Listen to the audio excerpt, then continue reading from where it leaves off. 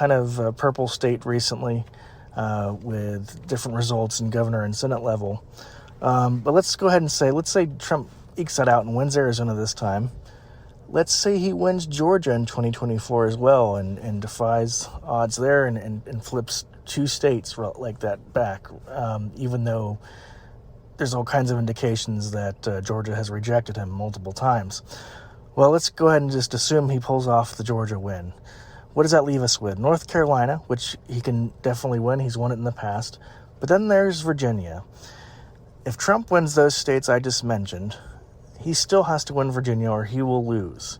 He cannot win in 2024 without taking Arizona, Georgia, North Carolina, and Virginia.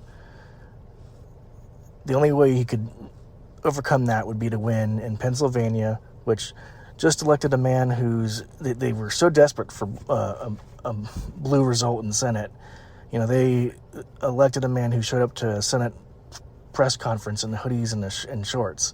And their governor's race, they won that as well. So Pennsylvania is getting darker blue.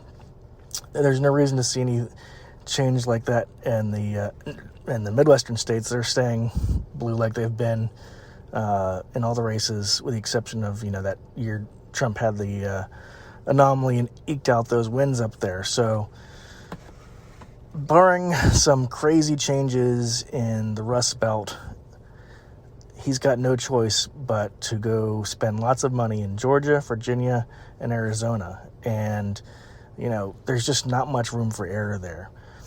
Before we finish, I just want to hit on the latest news, and that is Mike Pence filing his official paperwork to join the Republican primary.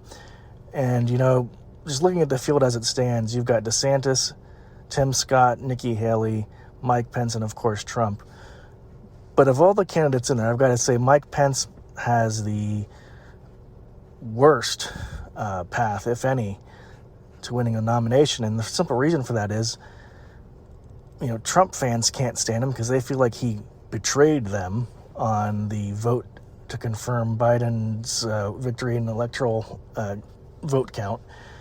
And never-Trumpers and the anti-Trump part of the party can't stand Pence because they think he was too loyal to Trump, and even to this day, even though he's running for president, still refuses to be as critical as they would like to see him be of Trump. And if they're going to go with an anti-Trump vote, they're going to go with either DeSantis or maybe even Haley before they go with Pence.